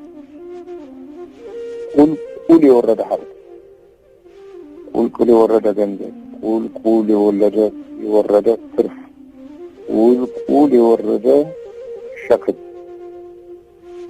መርከቢቱ አልሸከምም አለች። ሸክም በዝቷል። የኛም አይን ሸክም እንደበዛ ተገነዘበ። ሸክም እንደበዛ አስተዋል። ቁልቁል የጣልነው ነገር በጣም ብዙ ነው። በጣም ብዙ ስነ ምግባር ቁልቁል ወርዷል። መንፈሳዊ ሀብት ቁልቁል ወርዷል። ተስፋና ሰላም፣ ፍቅርና ጸጋ ቁልቁል ወርዷል። ወደ ባህር ጥለናል። ግን እንፈልጋለን ደግሞ የኛን ጥለን ከባህር ማዶ እየፈለግን ከነጮቹ ኪስና ቦርሳ ውስጥ ለማውጣት እየሞከርን ከነጮቹ ቢሮና መጽሐፍ ውስጥ ለማውጣት እየፈለግን እዛ ውስጥ ጨምቃ አወጣለሁ ብትል የነሱን ነው የምታወጣው እንጂ አንተን አታገኘውም። ያንተንማ ጥለዋል፣ ወደታች አውርደዋል፣ ቁልቁል ወርዷል። ዮናስ በተኛበት ዘመን ውስጥ ልክ እንደዚህ ነው። አገልጋይ በተኛበት ዘመን ውስጥ ስነ ምግባር፣ ሰላም፣ ቅድስና፣ በረከት፣ ተስፋ ቁልቁል የሚጣሉ ናቸው። ቅንነት፣ በጎነት፣ መልካም ድምፅ እና የምስራቾች ከአንተ ጆሮ ሊገቡ የማይችሉ ልክ አንድ ችግሮችን እንደ ማቅለያ አድርገህ የምትተዋቸው ናቸው። በሕይወትህ እንደ ከባድ ሸክም አድርገህ የምትተዋቸው ናቸው። እነዚህን ተዋቸው ደግሞ ሰው የመሆን እድልን ያጨልሙብሃል። ዛሬ ይህን ሁሉ የጣልንበት ዘመን ነው። ግን አሁን ክፉ ነገር በማን ምክንያት ያገኘን እያሉ ነው። አሁን ብዙ ሀብትም ወድሞ ብዙ ገንዘብም ተጥሎ ገና ለክፉ ነገር የተገኘ መፍትሄና መንስኤ የለም። መፍትሄውንም የማግኘት አቅምና ጊዜ አልተገኘም። ይህንን ታላቅ እውነታ በረሳንበት ወቅትና ሰዓት ነው እንግዲህ ብዙ ነገሮች ላይ የምንሰጠው መንፈሳዊ ግምት እየወደቀ መጥቶ ክፉ ነገር በምን እንዳገኘን ዕጣ ልንጣጣል ነው። ተዘጋጀው። ዕጣውን በየስማቸው አድርገው ጸሎት አድርሰው የክፉ ነገር ምክንያትን አንተ አምላካችን ሆይ ግለጥ ምስጢሩ ብለው ዕጣውን ሲጥሉ ዕጣው ዮናስ ላይ ወደቀ። አገልጋይ ላይ የወደቀ ዕጣ ይባላል። ይሄ ነው ዕጣ። እንግዲህ ኃይለኛ ዕጣ ነው። የተኛ ሰው ዕጣ ይወድቅበታል። የጊዜ የዘመን የመጨረሻ ሰዓት የእውቀት እንደዚህ ነው። በቃ ዝም ብለህ ስትተኛ የኖርክበት ጊዜ ያመጣው ዓለማዊም መንፈሳዊንም ጦርነቶች ነው። ዲያብሎስ በብዙ መንገድ ብዙውን ጥፋቶችን እየሰራ እንዳለ ግን አስታውስ። የነነዌ ሰዎች እስካሁን ድረስ በክፋትና በተንኮል ሰማይ የደረሰ ክፉ ነገር ህይወታቸው ሆኗል፣ ኑሯቸው ሆኗል። እነዚህ ፊት ቆም የተባለው አገልጋይ ግን ሸሽቶ አሁን በዕጣ ውስጥ ተፈልጎ የሚገኝ ፍጡር ሆነ። ዕጣ ወደቀበት። ይሄ አይቀርም፣ የዕጣው ጉዳይ አይቀርም። አገልጋይ ላይ የሚደርስ ዕጣ እንደዚህ ነው። ዕጣ ማንንም ፈልጎ የሚያገኝ መግለጫ ነው። ማንንም ነው ፈልጎ የሚያገኝ መግለጫ ነው። የተደበቀውን ማውጫ ነው። ስለዚህ ዮናስ ላይ ዕጣ ወደቀ። የዛን ጊዜም ይህ ክፉ ነገር እንዴት ነው የሚለው ነገር ወደ ዮናስ ጥያቄ መጣ። የዚህን ጊዜም ይህ ክፉ ነገር በማን ምክንያት እንዳገኘ እባክህ ንገረን፣ ስራ ምንድን ነው? ትልቅ ጥያቄ ነው። አንተ አገልጋይ ስራ ምንድን ነው? በመንፈሳዊም በዓለማዊም ያለ አገልጋይ ስራ ምንድን ነው ይላል የዛሬው መጽሐፍ ቅዱሳችን። ስራ ምንድን ነው? የዓለማችንን ክፉ ነገር ከፊታችን እንጠብቃለን። ብዙዎቻችን በሰራነው ስራ የሚመጣውን ነገር ለመቀበል ፈቃደኞች አይደለም። ግን በሰዎቹ ዘመን የነበሩት በወቅቱ ሊሰሙ የማይችሉ እጅግ በጣም ጠጣር ፖለቲከኞች ነበሩ። ምናልባት እነዛም አንዳንዶቹ እስካሁን ድረስ በጠጠረ በራሳቸው ትርጉም ውስጥ አሁንም ጠጥረው የመጣውን ነገር ሁሉ ተቀብለውት ግን ምናምንቴ በሆነና በወረደ አካሄድ ውስጥ ሊኖሩ ይችላሉ። የጠጣር የህይወት ጎዳናዎች ውስጥ ያለውን ነገር ለመቀበል ብዙ የትንታኔና ምክንያታዊ የሆኑ ትርጉሞችን ማሰስ አሁን አስፈላጊ ጊዜ አይደለም። ምክንያቱም አሁን የዕጣ መግለጫ ጊዜ ነው። ስራ ምንድን ነው? የመጀመሪያው ጥያቄ ነው።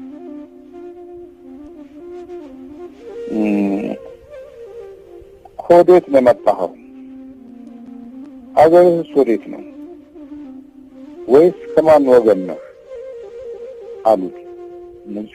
የተኛው ሰው ያላስተዋለውና ያልጠበቀው አይገርማችሁ? ስራህ ምንድን ነው? ብዙ ስራ ለማግኘት አይደል ባህር አቋርጠው ባህር ውስጥ ገብተው ግማሹ ያሳራት ነው፣ ግማሾቹም በተዘጋ ቤት ውስጥ ሳጉረው ዛሬ ስራ ፍለጋ አይደል? ስራህ ምንድን ነው? ስራህ ምንድን ነው? አሁንም የትኛውም ዓለም ጥያቄ ነው። አደጉ ብለን የኖርንባቸው ዓለሞች ሁልጊዜም ይህንን ጥያቄ ይጠይቃሉ። ስራህ ምንድን ነው? በምትጠየቅበት ጊዜ የመጀመሪያው ጥያቄ ስራህ ምንድን ነው? የዜግነት ጥያቄ አይደለም የምትጠየቀው፣ የስራ ጥያቄ ነው። እንዲህ ነው ጊዜ ሲከፋ ስራህን የምትጠየቀው፣ ዘመን ሲከፋ፣ ወቅት ሲከፋ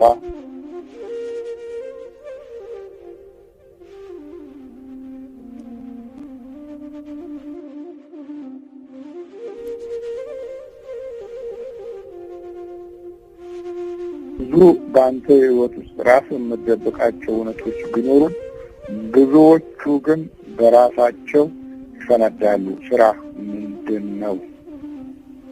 ለዚህ አሁን ዮናስ መልስ መስጠት ይገባዋል። ያንቀላፋ ትውልድ እንዲህ አይነት ጥያቄ ውስጥ ይገባል። ከእግዚአብሔር ሲኮበልል፣ ከእግዚአብሔር ሲለይ የሚጣፍጥ እንቅልፍ የሚያመጣው ጩኸት ነው። ስራ ምንድን ነው? ተለይቷል። እውነቱ አሁን መውጣት አለበት። እውነቱ መገለጥ አለበት። ከዛም በላይ ደግሞ ወዴት መጣ? አገርህስ ወዴት ነው? ከማን ወገን ነህ? ዘርህ ምንድን ነው? አየህ፣ ዘርህም ትጠይቃለህ፣ ሀገርህንም ትጠይቃለህ፣ ስራህንም ትጠይቃለህ፣ ወዴት እንደምትሄድም ትጠይቃለህ። አለበለዚያ ትታሰራለህ። ይሄ ነው አሁንም ይሄው ነው። የማን ወገን ነህ? ወገንህ ምንድን ነው? ዛሬ የወገን ሁኔታ ጎልታ እየጠበበች በቀበሌና በመንደር ሆናለች።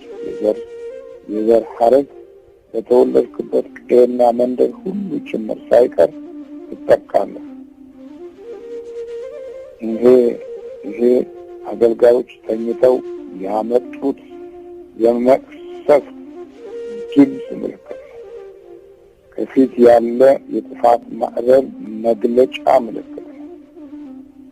ስለዚህ ከዚህ በኋላ አሁን የግድ ትናገራለህ። አማራጭ የለም። በዕጣ ተገኝተሃል። ዕጣው ፈልጎ አግኝተዋል። የተደበቅበት ቦታና አልፍኝ አሁን ተገልጧል። ስለዚህ የምትናገረው የዮናስን ድምፅ ነው።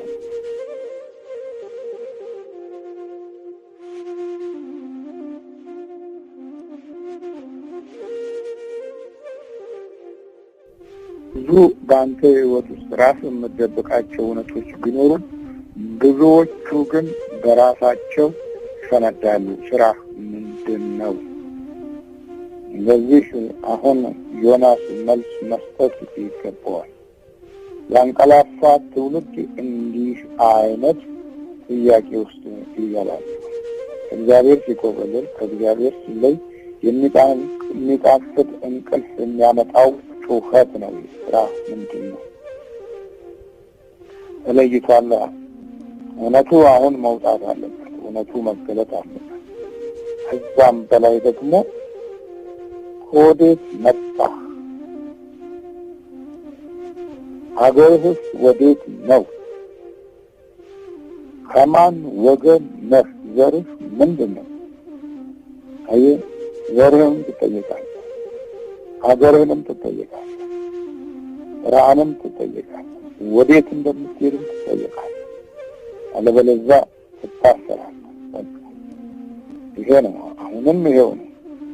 የማን ወገን ነህ? ወገንህ ምንድን ነው? ዛሬ የወገን ሁኔታ ጎልታ እየጠበበች በቀበሌና በመንደር ሆናለች። የዘር ሐረግ በተወለድክበት ቀዬና መንደር ሁሉ ጭምር ሳይቀር ትጠቃለህ። ይሄ አገልጋዮች ተኝተው ያመጡት የመቅሰፍ ድምፅ ምልክት ነው። ከፊት ያለ የጥፋት ማዕበል መግለጫ ምልክት ነው።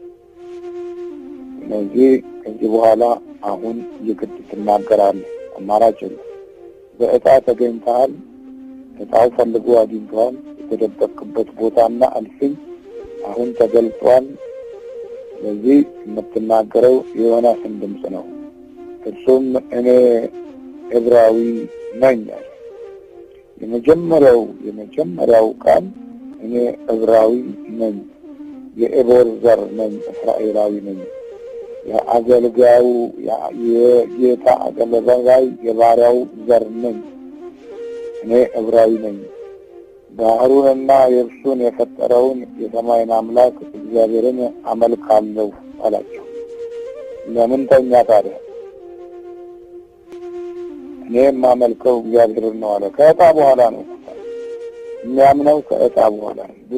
ብዙዎቹ በመንፈስ ከተጎዱ፣ ልጆቻቸውና ሚስቶቻቸው በመንፈስ ከተደቀቁ በኋላ ነው እንደገና የመናፍስትን ጉዳት የሚገነዘቡት። አንዳንድ ጊዜም የተዋረሱት መንፈስ ሁሉንም ነገር ስለሚከልላቸው ስጋዊና ምክንያታዊ ነገሮችን ደርድረው ወደ ዓለም ይሮጣሉ እንጂ በመንፈሳዊ ለሚመጣው መፍትሄ ራሳቸውን አያዘጋጁም። ምክንያቱም ጠላታቸውን በውስጣቸው አዋሰዋልና። ስለዚህ እኔ እግዚአብሔርን እናመልክ ነኝ ብለው በድፍረት ለመናገር የማይችሉበት ሕይወት ውስጥ ኖረው ያለቁ ጥቂቶች አይደሉም። ዮናስ ግን ሰማይና ምድርን የፈጠረውን የሰማይን አምላክ እግዚአብሔርን አመልካለሁ አለ። ግን ተኝቷል። የሚያመልክ ይተኛል እንዴ? የሚያመልክ ያንቀላፋል እንዴ? የሚያመልክ ውጭውንና ውስጡን የማየት ችሎታ የለውም እንዴ? የሚያመልክ ማዕበል ሲነሳ አይነቃም እንዴ? በሌላው ነው እንደሚቀሰቀሰው። አመልካለሁ። እንደዚህ ነን ብዙዎቻችን። እንጾማለን፣ እንጸልያለን፣ 40 ሁዳዴን እንጾማለን፣ እንጸልያለን። ጾመ ሁዳዴ ላይ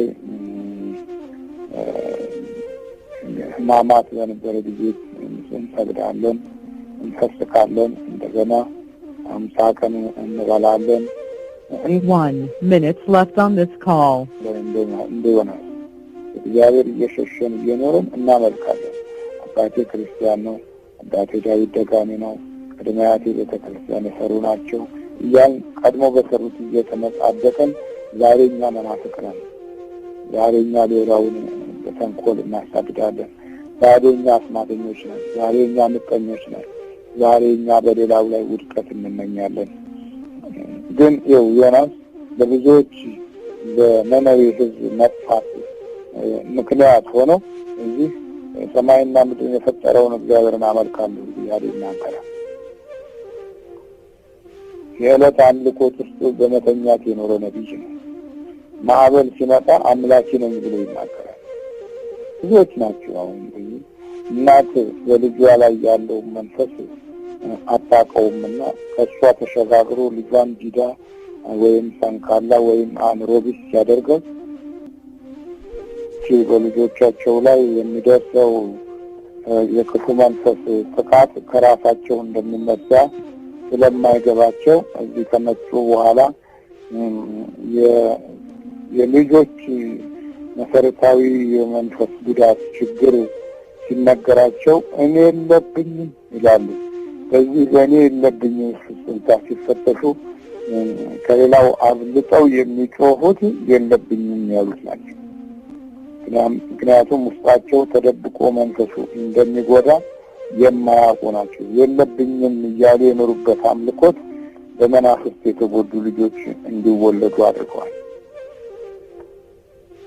ስለዚህ በዚህ አይነት የለብኝም ነገር ላይ ብዙዎቻችሁ ከውጭ ያላችሁ ትልቅ ትኩረት የሚሰጡበት ነገር ነው። የለብኝም ተኝተን የለብኝም እንላለን አለ እንጂ ያስተኛን ማን ነው?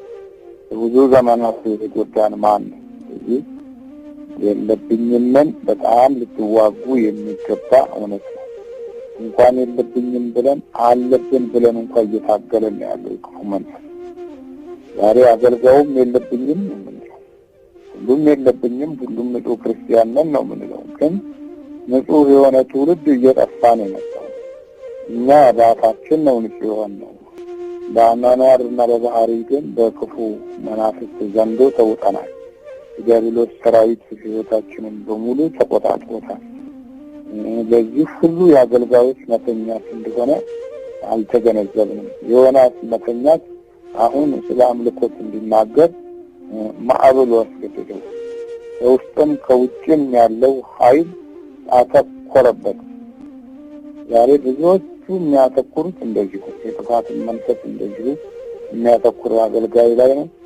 የሚያስተኛውም አገልጋዩን ነው። ማዕበልም የሚመጣው ቤተክርስቲያንን ነው እና ከማዕበሉ በኋላ እጣው ሲወድቅበት ጥያቄ ሲበዛ የፈጠረ ሰማይና ምድርን የፈጠረ እግዚአብሔርን አመልካለሁ አለ። እነዚያም ሰዎች ይላሉ እንዲህ ይሆናል። እነዚያም ሰዎች ከእግዚአብሔር ፊት እንደኮበለለ እርሱ ስለነገራቸው አውቀዋልና እጅግ ፈርተው ይህ ያደረከው ምንድን ነው አሉት። ከዛ በኋላ እንግዲህ መኮብለሉን ተረዱ። መኮብለሉን ያወቁት በመርከቢቱ ውስጥ ያሉ ካፒቴንና መርከበኞቹ በሙሉ አይናቸውን እሱ ላይ አደረጉ። መኮብለሉን በሚገባ አወቁ። ዛሬ ምዕመናን የአገልጋዮችን መኮብለል በሚገባ ተረድተው ጸሎት አድርሰው ቤተክርስቲያን ስመው ቅዱስ ቁርባን ወስደው ተደብቀው ሽልክ ብለው ወደ ቤታቸው ይሄዳሉ። ምክንያቱም የአገልጋዮች መኮብለል ብዙ ጉዳት እንዳመጣ ተገንዝበው ተረድተዋል። ዛሬ የአገልጋዮች መኮብለል ብዙ ሞገዶች፣ ብዙ ጥፋቶች፣ ብዙ ንፋሶች በሕይወታቸው እንዲበረታ ምክንያት ሆኗል። የበረከት መንገዶችን ሁሉ አጨለመውባቸው የኖሩ የአስራት የበኩራት መንፈሳዊ ጥቅሙንም እንኳ ሁሉ ሳይቀር የጎተቱባቸውና የዳፍንት ዓለም የንብረት አያያዝ ህዝቦች እንዲወደቁ ያልተገነዘቡና ያልተረዱ ኮብልለው ያሉ አገልጋዮች እንደበዙ ምዕመናን አውቀዋል። ስለዚህ ይኸው መኮብለል ታወቀ። መጀመሪያው ለጥፋት ምክንያት የሆነው አገልጋዩ በመኮብለሉ መርከቢቱን ባዶ ያደረገ አገልጋይ ነው። ከዚህ በኋላ እንዲህ ይሉታል፣ እንግዲህ ምን እናደርግብህ? ባህሩና ሞገዱ አጥብቆ ያናውጠው ነበርና ባህሩ ከኛ ዘንድ ጸጥ እንዲል ምን እናድርግብህ? እንግዲህ እዚህ ደረሰ። ምንድነው የምናደርገው? አሁን ታውቃን ተደረሰ። ምን እናድርግብህ? አሁን ምረታ። አው በጣም ማንንም ፈልጎ የሚያገኝ መግለጫ ነው። ማንንም ነው በመንፈሳዊም በዓለማዊም የጊዜ ዕጣ፣ የስምንተኛው ሺህ ዘመን ዕጣ፣ የጥፋት ዕጣ፣ የስደት፣ የረሃብ፣ የጉስቁልና ዕጣ ሰዎችን ፈልጋ የምታገኝ ውርጅብኝ ናት። የዕጣ ጉዳይ ነው። አሁን የኛ ዘመን ዕጣ ምንድን ነው? ሸክም ማብዛት፣ ነገር ማብዛት፣ ሁሌ መቃጠል፣ መናደድ፣ እረፍት ማጣት፣ እነዚህ ነገሮች ተከታትለው ያሉ የህይወት አንዱ ሸክሞች ናቸው። በጣም ታረጋዋለህ እንግዲህ ይሄ በጣም ከክፎች ጋር መዋል፣ ከአመፀኞች ጋር መዋል፣ ከነገረኞች ጋር መዋል፣ ነገረኛም ሆነ ከአመፀኞች ጋር መዋል፣ እውነተኛም ሆነ በጣም ነው። በቃ አማራጭ የሌለው ጊዜ የሚያመጣው በጣም ነው። ያው ያገኘችው እንግዲህ ምን እናድርግብህ አለ። እርሱም የታላቅ ማዕበል በእኔ ምክንያት እንዳገኛችሁ አውቃለሁና አንስታችሁ ወደ ባህር ጣሉ፣ ባህሩም ጸጥ ይልላችኋል አላቸው። አሁን ነው እንግዲህ የማያውቀው የነበረውን እንደሚያውቀው ሆኖ ተቀበለው። የማያውቀውን ሶስተኛ መውረድ እንደሚያውቀው አድርጎ አመነ። በቃ አማራጭ የለም፣ እኔን ወደ ባህር ጣሉኝ። ይህ መውረድ አስቦት ሶስተኛ ማለት አራተኛ መውረድ ነው። ሶስተኛው ወደ እንቅልፍ መኝታ ቤት የወረደበት ነው። መጀመሪያ ወደ ዮጴ ወረደ፣ ቀጥሎ ወደ መርከቡ ወረደ፣ ሶስተኛ ወደ እንቅልፍ መኝታ ቦታ ወረደ። ይሄ አራተኛው መውረድ ወደ ባህር ጣሉ ያልተጠበቀ ነው። ግን መጣ። የትኛውም አገልጋይ ዕጣ ደርሶበት ያልታሰቡ መውረዶች ይጠብቀዋል። የትኛውም ያልታሰቡ መውረዶች አሉ። በዛት እንዲህ አይነት ችግሮች ነው ያሉት እና ወደ አራተኛው መውረድ ወደ ባህር ጣሉኝ አለ። እነሱ ታገሉ። ሰዎቹ ግን ወደ ምድሩ ሊመለሱ አጥብቀው ቀዘሙ። ዳሩ ግን ባህሩ እጅግ አብዝቶ ይናወጥባቸው ነበርና አልቻሉ። ሞከሩ ብዙ ለማዳን። አገልጋዩን ለማዳን የታገሉ ሰዎች ቢኖሩ እነዚህ የተርሴስ ነጋዴዎች ናቸው። ብዙ ታገሉ ለማዳን። ከአራተኛ መውረድ ለማዳን ብዙ ሞከሩ፣ ግን ይወርዳሉ። ይሄ አራተኛው መውረድ የሰው ጉዳይ አይደለም፣ የእግዚአብሔር ጉዳይ ነው። እንፈለገው አሁን መውረድን መጀመሪያ የለመደው እንግዲህ ከዛ ውስጥ ያለው ማደግ አለበት። ያደግ እድገቱ አሁንም ተመልሶ መውረድ ነው። ፍላጎታችን ነው።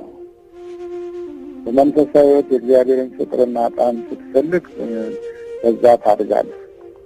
በመንፈሳዊ ሕይወት ያለምንና የተሳሳተን መንፈስ ይዘህ ነገሯን ስትፈልግ ደግሞ በዛ ታድጋለህ። ስታድግ እድገት ግን እየወረደ ነው። ሳታውቀው እየወረድክ ነው። መጨረሻ ላይ ታውቀዋለህ። በራስህ መውረድን የምታውቀው ደግሞ አማራጭ ስታጣ ነው። ይሄ በጣም የሚገርም ነገር ነው። አማራጭ በጠፋበት ጊዜ ያለ መውረድ ግዴታ እንጂ የበጎ ፈቃድ አይደለም።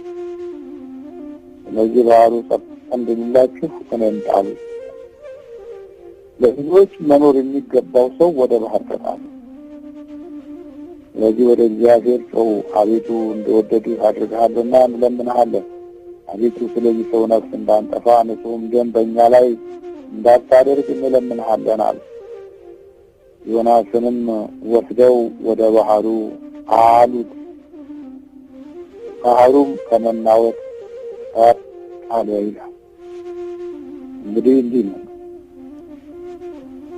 የመውረድ ባህር፣ የመውረድ ገጽታ። አራተኛው እጅግ በጣም ከባድ ማዕበልን የሚያቆም።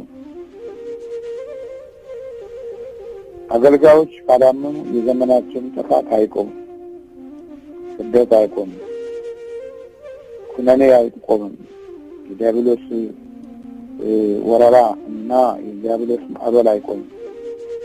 ዛሬ አገልጋዮች በራሳቸው ያለውን ድክመት አለመረዳት የበለጠ ብዙ ችግሮች እንዲበረቱ አድርጓል።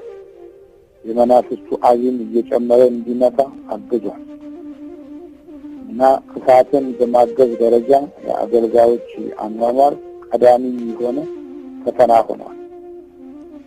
ዮናስንም ወስደው ወደ ባህር ጣሉት። በቃ ከመርከቡ ጫፍ ላይ አደረሱና ቁል ወረወሩት። ስለዚህ ሰው ደም ጌታ ሆይ ኃጢአት በእኛ እንዳይሆን ብለው እጃቸውን አነሱ። ምክንያቱም ወርዶ የተኛ ትውልድ እንደዚህ ነው። አሁንም መውረድ ነው እና አሁን ወደ ባህር ተጣለ። የባህሩ ማዕበል በቀላሉ የሚቀበለው ሰው ሆነ። ሰዎችም እግዚአብሔርን እጅግ ፈሩ፣ ለእግዚአብሔር መስዋዕት አቀረቡ፣ ዕለትንም ተሳሉ ይላል። አሁን ለሌሎቹ ችግሮች መሰረታዊው ምክንያት እሱ ከመሆኑ ባሻገር እነርሱም ምድሪቱን እስኪረግጡ ድረስ ለእግዚአብሔር ክብር ከመስጠትም በላይ ስለተሳሉ እዛ ቦታ ሀገራችን ካደረስከን እግዚአብሔር ሆይ ይህን እንከፍላለን ይህን እናደርጋለን ብለው ስለተሳሉ፣ ሆኖም ግን ጸጥታው አሁን ሰፍኗል። ስለታቸውንም እነሱ ይከፍላሉ። የመዳን ስለተሳሉ አድነን የሚል ስለተሳሉ ዛሬ ብዙ ምዕመናን አድነን እያሉ እንደሚሳሉት ማለት ነው። ዕለታቸውን ለመክፈል ራሳቸውን እያዘጋጁ እያለ ግን ዮናስ አራተኛ መውረድን ወረደ። እንደገና ደግሞ ሌላው ወርዶ በዚህ ብቻ የሚያበቃ አይደለም፣ አምስተኛውን መውረድ ይቀጥል ነው። እንዴት ዮናስ ምዕራፍ 2 ላይ ወስዳቸዋለሁ። እግዚአብሔር ዮናስን የሚውጥ ታላቅ አሳ አሰናዳ። ዮናስን 3 ቀንና 3 ሌሊት በአሳ ሆድ ውስጥ ነበር ይላል። አሁን ደግሞ ከባህሩ ላይ ወደ አሳ ሆድ ውስጥ ወረደ። የመጀመሪያው 3 መውረድ 2 መውረዶችን ጨመረ ማለት ነው። የባህር አዘቅት ውስጥ እንደገና የአሳ ሆድ አዘቅት ውስጥ ወረደ። አሁን በራሱ የሚያስብበት በራሱ መንገድ የሚሄድበት ጊዜ የለም። አሁን የሚመራው በአሳው ነው። እዛው መበላት ነው፣ አሊያም ደግሞ አሳው ኃላፊነቱን የሚወስድበት ጊዜ ነው። ብዙ አገልጋዮች እንደዚህ የአውሬ ሆድ ውስጥ ይገኛሉ። በገዛ ፈቃዳቸው መናፍስትን ተዋርተው መልካም ነገር ላለመናገር፣ መልካም ድምፆችን ላለማውጣት፣ መልካም ስራዎችን ላለመስራት ከክፉ መንፈስ ጋር ቃል ተገባብተው አውሬ ሆድ ውስጥ የዲያብሎስ አውሬው ሆድ ውስጥ የሚኖሩ በዛ ውስጥ ታስረው ለመንፈሱ ክፋት የሚኖሩ ጥቂቶች አይደሉም። ለመተትና ለሟርት የሚኖሩ አስማት ሊጠታ የሚኖሩ በጣም ብዙዎች ናቸው። መውረድ ሲጀምር እንዲህ የመጨረሻው አውሬ ሆድ ውስጥ መግባት ነው። ስለዚህ በዛ ቦታ ውስጥ ጩኸቱን እንሰማለን። የሚገርም አይነት ጩኸት ሲጮህ፣ የሚገርም አይነት ጸሎት ሲጸልይ እንመለከታለን። ዮናስም በአሳ ሆድ ውስጥ ሆኖ ወደ አምላኩ ወደ እግዚአብሔር ጸለየ። ወርዶ የሚጸልይ ቶሎ አነባነንም። አሁንም ቶሎ አነባነን። ብዙዎች አባቶች አሁንም አልባነንም። ምክንያቱም የመናፍስቱ ዓለማዝን ውስጣቸው ስላለ የሚያግዙት ለሰይጣን ስራ እንጂ ለእግዚአብሔር ለመንፈስ ቅዱስ ስራ እድላቸው አይደለም። እና ብዙ የማዳን ጉዞ ላይ አሁን በእኔ ማዳን ጉዞ ውስጥ የሚናገሩት ነገር ብዙ ነው። ይጮሃል እንጂ አይወጣም ይላሉ ሲፈልጉ። ይጮሃል እንጂ አይወጣም። ታዲያ ምን ሆነ? እንዲወጣ ምን ማድረግ አለበት? እገዛ ነው። ይሄ በራሱ ይህን አይነት አባባል መናገር ማለት እገዛ ነው ራሱ። መናፍስቱ ይጮሃል እንጂ አይወጣም ብለው ምክር ይሰጡታል። ሊወጣ እንኳ የፈለገውን መንፈስ እዛው ያበረታቱታል። አይወጣም ብለው ያጠርቃሉ። መምህር ግርማ ያስጮሃል እንጂ አያባርርም። ያው ነው ነገሩ፣ እዛው ነው። በየጊዜው ያው ነው፣ በየጊዜው ያው ነው። ታዲያ አጋንንት ዘር ነህ፣ ምን ይደረግ? ማወቅ ያለብህ እኮ የዚህ ክፉ መንፈስ ዘር ሆነህ አብረህ ኖረህ አብረህ ተወልደህ አብረህ ተዋርሰህ የኖርክ ስለሆነ ራሱ እኮ ብታስበው ይሄ ራሱ መንፈስን እንድትለይ ማድረጉም ቀላል ነገር አልነበረም። ግን አንተ አሁን እንደምትለው አይደለም። እና ታዲያ እንዴት ነው ሰይጣኑ ይኖር ሲኦል ይሰረው ነው የምትለው? አይወጣም ብለህ አጥርቀዋል። እሺ አልወጣም፣ ምን እያሰራው ነው የሚኖረው? እየጎዳው በረከቱን እየከለከለው። ለዚህ ፈቃድ ነው የሰጠው አይደል? ይጮሃል እንጂ አይወጣም ይላል። እንደዚህ ነው። ይሄን ያህል ለዲያብሎስ ቅርብ ወዳጅነትና ክብሩን ጠባቂዎች የሆኑ ትውልዶች ነው። ክብሩን ጠባቂዎች የሆኑ አገልጋዮች ነው። ብዙዎች አባቶች ይህንን ቃል ሲናገሩ ብዙ ይተሰማላል። ይጮሃል እንጂ አይወጣም። እና ታዲያ በብዙ ሚሊዮን ያስገባው እኮ አንተ ነው። እኝተህ እኮ ነው ያስገባው። አጋንንቱን አውጡ እኮ ነው ያለው መጽሐፍ ቅዱስ። አውጡ የሚለውን አንተ አወጣም ብለህ ታጠርቅለታለህ። ስለዚህ ዮናስ እንደዚህ አይነት ሀሳብ ውስጥ የነበረው አሁን እንደገና መጸለይ ጀመረ። ጸሎት አቁሞ ጸሎት አቋርጦ የነበረው እንደገና መጮህ ጀመረ። ለዛውም በአሳ ሆድ ውስጥ የአሳ ሆድ ጸሎት ይባላል። ቅድም የበላነውን ከስጋችን የጠጣነውን ከደማችን ያዋህድልን የሚለው ነገር የአሳ ሆድ ውስጥ ጸሎት እንዲህ አለ። ጸሎቱ እንዲህ ነው። በመከራዬ ሳለሁ ወደ አምላኬ ወደ እግዚአብሔር ጮሁ። አለመከራ አታምንም ማለት ነው። ዘመናችን ዮናሶች አለ ችግር አለ መከራ አለ ጉዳት አያምኑ። እዛ ውጪ የሌላው ችግር የሌላው መከራ የነሱ አይደለም። የነሱ ላይ መከራ ሲመጣ ብቻ ነው መከራ እንደመጣ እንቆጥር። በቁጥር 2 መጽሐፌ ላይ ብዙዎች የማዋረስ መንፈሶች ብዙ መከራ በኋላ ደርሶባቸው የመጡ ሰዎች መረጃ ነው። አንዳንዶቹ ለበላይ ያለቆቻቸው እየትና መጣ እየመጠጡ መናፍስት እያስገቡ ኖረው ባገኙት ገንዘብ የተሻሉ ቤቶች የተሻሉ መኖሪያዎች ሰርተው አሁን መያዣ መጨበጫው ሲያጥራቸው በሚስጥር መጥተው መንፈሱ ሲወጣላቸው እናያለን። ለዛውም ተደብቀው አደራ ብለው ብዙ ያቁናልና ብለው ነው። ይሄ ነው ቁጥር 2 መጽሐፍ ከዛ የማዋረስ ባህሪያት ለመነሳት ነው የተጻፈው። መንፈሱ ለምን ዓላማ በቤተ ክርስቲያን ላይ ያለውን የጥፋት መንገድ እንዴት ተግባራዊ እንደሚያደርግ ከነሱ በነቃ ሁኔታ የሚሰራውን ስራ በመግለጽ ነው የተጻፈው። ያ ዛሬ ከየትም መጥቶ አይደለም። ተደብቀው መጥቶ የተሸኘላቸው ብዙ አለቆች አሉ፣ ብዙ አባቶች አሉ፣ ብዙ ተዋርተው የኖሩ ይህ ቀረሽ የማይባሉ በስጋ አዋቂዎች ሆኑ ትልልቅ ባለቅኔዎች ሁሉ ሳይቀር በዚህ መመናፍስት እጅ ውስጥ ትምህርቱን እንደቀጠሉ ማረጋገጫዎችን በማግኘት ነው ቁጥር 2 የተጻፈው። ታዲያ መጨረሻ ላይ የሰጡት መንፈስ በመከራዬ ሳለሁ ወደ አምላኬ ወደ እግዚአብሔር ጮሁ የሚል ነው።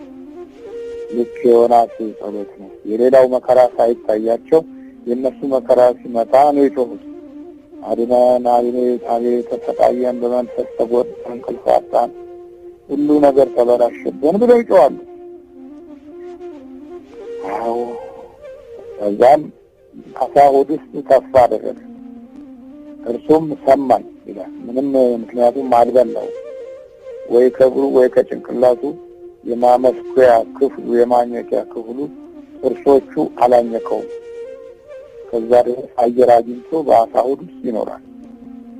አሳው የሚተነፍሰውን ይተነፍሳል። አሳው የሚበላውን ይበላል። በአሳ ሆድ ውስጥ እኮ ነው 3 ቀን 3 ሌሊት አሳ ሆድ ውስጥ ሙታን ሆኖ ነው።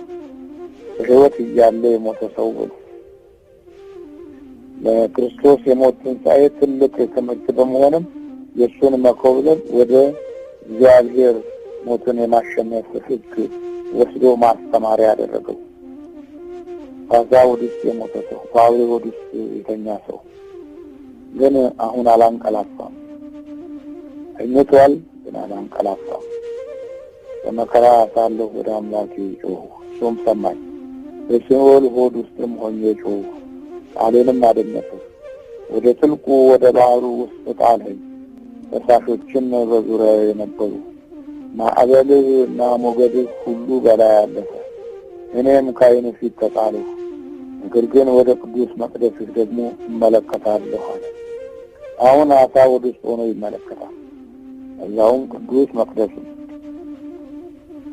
ከቅዱስ መቅደሱ የመጣውን ቃል ተብሎ አሁን እዚህ ጋር እንደገና ወደ ቅዱስ መቅደስ እመለከታለሁ ብሎ ሲጮህ የምናገኘው አገልጋይ በአሳ ሆድ ውስጥ የጸለየ አገልጋይ፣ በአሳ ሆድ ውስጥ የጮኸ አገልጋይ።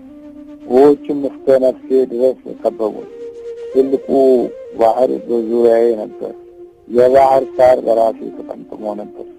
ወደ ተራሮች መሰረት ወረዱ በማለት 5ኛውን መውረድ አክብሮ ተናገረ።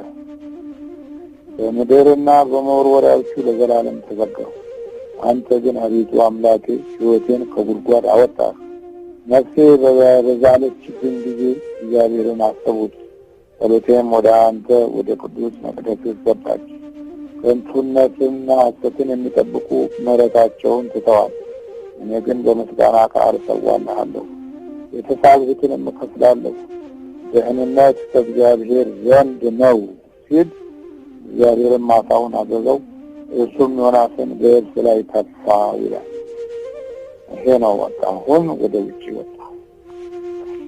ወደ ውጭ መውጣት፣ ከጥልቅ ወደ ውጭ መውጣት የእግዚአብሔር ፈቃድ እንጂ አንተ አይደለም።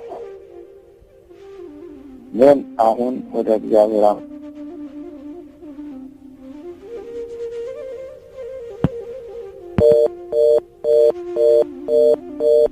ያንድ ነው ብሎ ዮናስ ወደ ምድር ከአሳ ሆድ ውስጥ ከሲኦል ወጣ ማለት ነው። ከሲኦል ሲወጣ አሳው የጠፋበት ቦታ የሚገርም ነው። ሂድ ያለበት ቦታ ላይ አሳው አለ።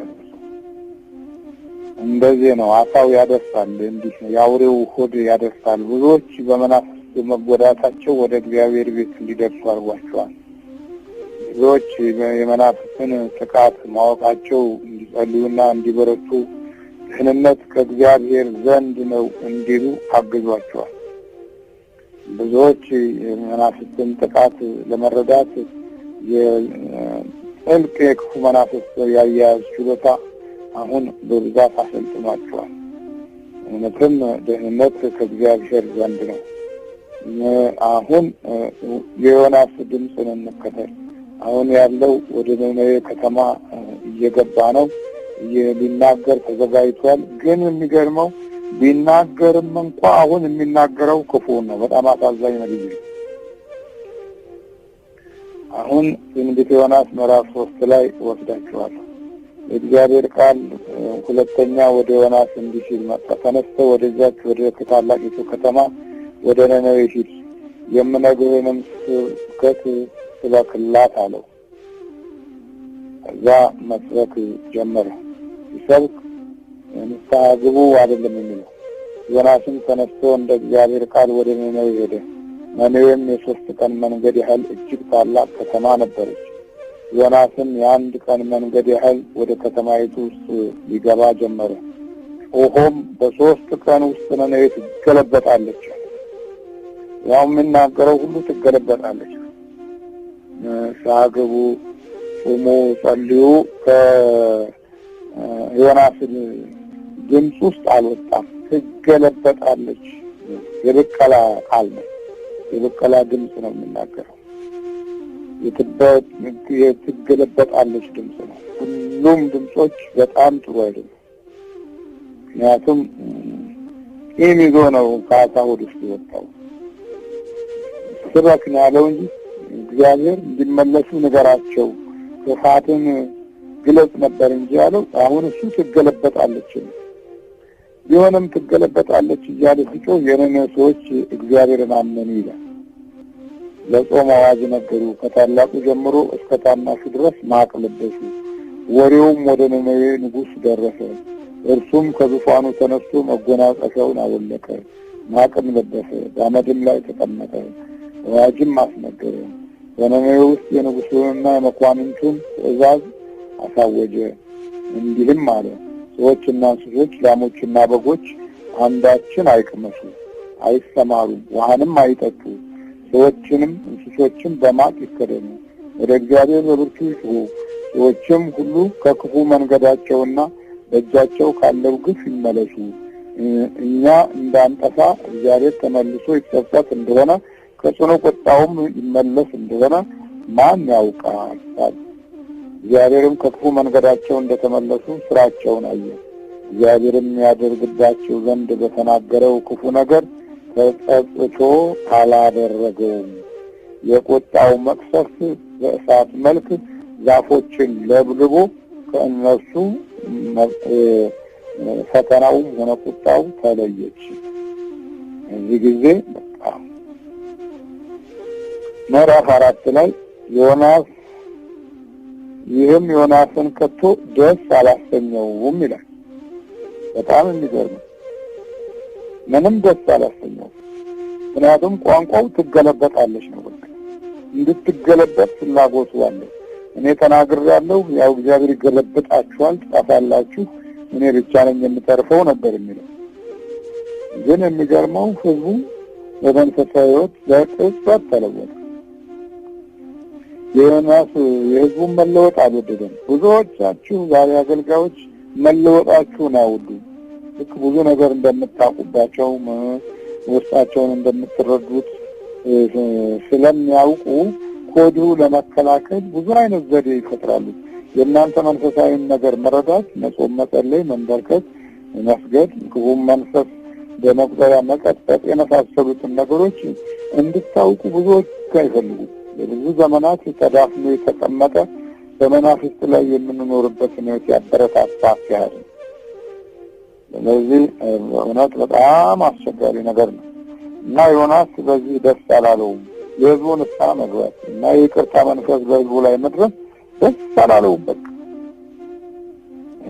እንዴት አስቸጋሪ ወቅት እንደሆነ አገልጋዮች በአብዛኛው በእናንተ ህይወት በረከት ማግኘት፣ እናንተ ሰላም እና መንፈሳዊ ጸጋ ላይ ትልቅ ቅናት ይቀናሉ። እናንተ እግዚአብሔር ቀርቧችሁ መናፍስቱን ስታደክሙና ስትቆጣጠሩት ደስ አይላቸውም፣ በጣም ይከፋቸዋል። ዮናስ ይኸው እንኳን ተደሰተ። ሄዶ እንኳን እየተናገረ ስበክ ብሎት እንኳን ክፉ እንደማራቅ አልሰበከም። ትገለበጣላችሁ ነው የብዙዎች ዛሬ ክፉ ድምፅ እንደዚህ። በአሁኑ ወቅት በእኔ አገልግሎት ላይ ከፍተኛውን የሆነ የቋንቋና የክፉ ድምፆች ጥቃት ከሚደርስብኝ አንጻር ሲታይ አብዛኛውን ክፍል የሚሸፍኑት አገልጋዮች ናቸው። ምክንያቱም ያው ተቃራኒው ነው። ትገለበጣለች ነው። እንዲህ ነው በቃ መገልበጥን ነው የሚፈልጉት። ወደ ክፉ ወደ ምናምን ነገር ተገልብጦ ማየት ነው የሚፈልጉት። ጉዳትን ነው የሚመኙት፣ ጥፋትን ነው የሚመኙት። ዮናስ ድምፆቹ በሙሉ በቃ አለቀላችሁ፣ በቃ እንደዚህ ነው። ዛሬ አለቀላችሁ ነው ብዙዎቹ። እዚህን አይነት ምኞት የብዙ አገልጋዮች ባህሪና ነው። መልካም ሲሆን ደግሞ አይወዱም፣ ደስ አይላቸው። እናንተ የምትወዱትን አይወዱም። እነሱ የሚወዱትን እንድትወዱላቸው ግን ይታገላሉ። እንደ ዮናስ ያሉ አይነት ልጆች እና አገልጋዮች ዛሬ የትየሌሌ ናቸው፣ በጣም ብዙ ናቸው እና ደስ አልተሰኘም። ወደ እግዚአብሔርም ጸለየና አቤቱ እለምንሃለሁ በአገሬ ሳለሁ የተናገርሁት ያልነበረምን? አንተ ቸርና ይቅር ባይ ታጋሽም ምሕረትም የበዛ ከክፉ ነገርም የተነሳ የምትጸጸት አምላክ እንደሆን አውቄ ነበርና ስለዚህ ወደ ተርሴስ ለመኮብለል ፈጥኜ ነበረ። አሁንም አቤቱ ሆይ ከሕይወት ሞት ይሻለኛልና እባክህ ነፍሴን ከኔ ውሰድ አለ። እግዚአብሔርም በእውኑ ትቆጣ ዘንድ ይገባሃልን አለ። ተመልከቱ፣ የሚጸልየው ምሕረትን ለማምጣት ሳይሆን ቁጣን ለማምጣት ነው። ይኸው ምሕረት የበዛ ነው። አንተ መዓት ይመጣል ብለህ ስለ መዓት ተናገርክ፣ አንተ ግን ተገልብጠህ እንደገና አለ። እግዚአብሔር የምሕረት አባት መሆኑን እያወቀ እንኳ ምሕረትን ስላበዛ አመሰግናለሁ አላለ። ለምን ቁጣውን አልገለጽክም? በጣም የሚገርም ነው። በጣም የብዙዎች አገልጋዮችን ባህሪ ይተክቶ የምንማርበት ነው። ዮናስም ከከተማይቱ ወጣ፣ ግደለኝ እያለ ወጣ። እኔ ልሙት። ቁጣን በደንብ ማየት የሚገባው ህዝብ ነበረ። ቁጣ ስላላየ መቅሰፍ ስላልመጣ ስላልገለባበጥከው እኔ ልሙት።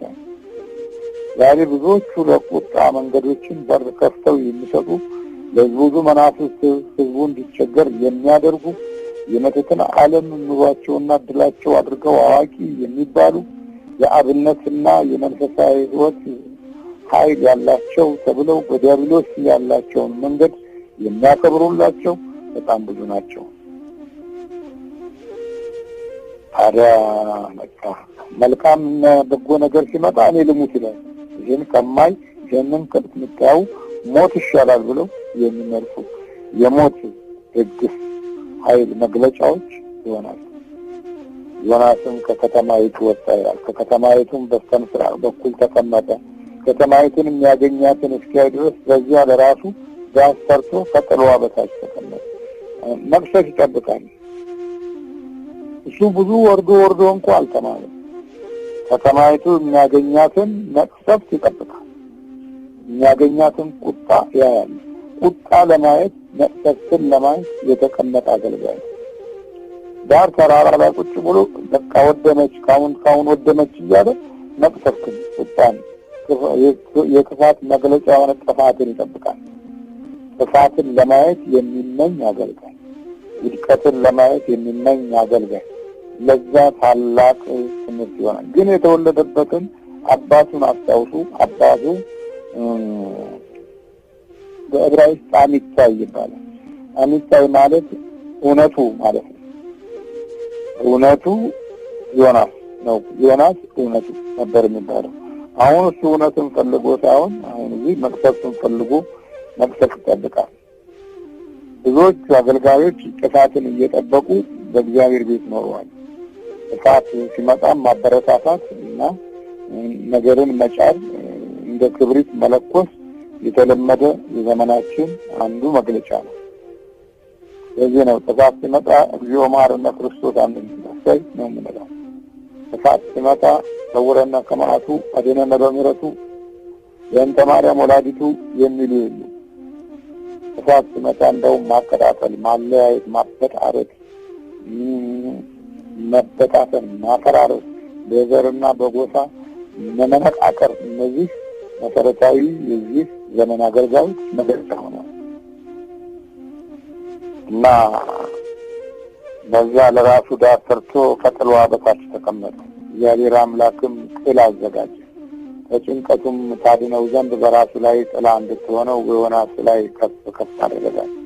ዮናስም ስለ ቅሊቱ እጅግ ደስ አለው። በነጋው ግን ወገግ ባለ ጊዜ እግዚአብሔር ጥልን አዘጋጀ። እርሷን ቅሊቱን እስክትደርቅ ድረስ መታቻት ብሏል። ፀሐይም በወጣች ጊዜ እግዚአብሔር ትኩስ የምስራቅ ነፋስ አዘጋጀ። ዮናስ እስኪዝል ድረስም ፀሐይ ራሱን መታው። ለራሱም ሞትን ፈለገና ከሕይወት ሞት ይሻላል አለ። ይኸውላችሁ በራሱ ሕይወት ላይ የሚገጥሙትን ነገሮችን ሁሉ የፀሐይ ሐሩሩ ንዳዱ ሁሉ በራሱ ላይ አለ። እግዚአብሔር በበረከት ሲጎበኘው ማረፊያ ሰጠው። በኋላ ደግሞ በሌሎች ማረፊያ የሚመኝ ልብ ስላልነበረው እዚህ ጋር እሱም ረፍት አጣ። ስለዚህ ሞት ተመኘ።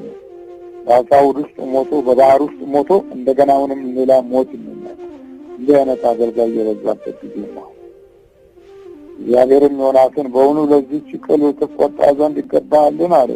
እሱም እስከ ሞት ድረስ ትቆጣ ዘንድ ይገባኛል። ግን ጥፋት እንዲቆም ሳይሆን ጥፋት እንዲበረታ የሚያግዝ ነብይ ስለሆነ ስለዚህ በዚህ አይነት ውድቀት ውስጥ ትልቁ ችግር እየጨመረ የመጣው አንዱ የዮናስ መኮብለል ነው። እግዚአብሔር የሚናገረውን ነገር እናድምጥ። እግዚአብሔርም አንተ ትበቅል ዘንድ ላልደከምህባት ላላሳደግሃትም በአንድ ሌሊት ለበቀለች በአንድ ሌሊትም ለደረቀች ቅል አዝነሃል።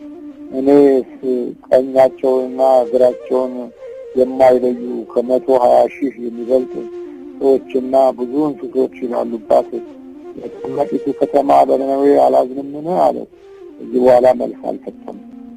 የዮናስ ድምፅ ከዚህ በኋላ ቆመ። በምን አይነት ጊዜና ሰዓት እንደሞተ ባይታወቅም አሁን እግዚአብሔር በተናገረው ላይ ብቻ ቆሟል። በሌላው አላዝንምን የሚለው የእግዚአብሔር ቃል በእውነት ግራና ቀኛቸውን ለማያውቁ ከ120,000 የሚበልጥ ለእነዚህ ሁሉ እግዚአብሔር ማዘኑን አረጋገጠ። ዮናስ አገልጋይነቱ በእውነት በብዙ መንገድ ፈተና ለበዛበት ትውልድ ምልክት ሆኗል። ስለዚህ 5 ጊዜ የወረደው 6ኛ ወደ ጥላ ላይ ወረደ።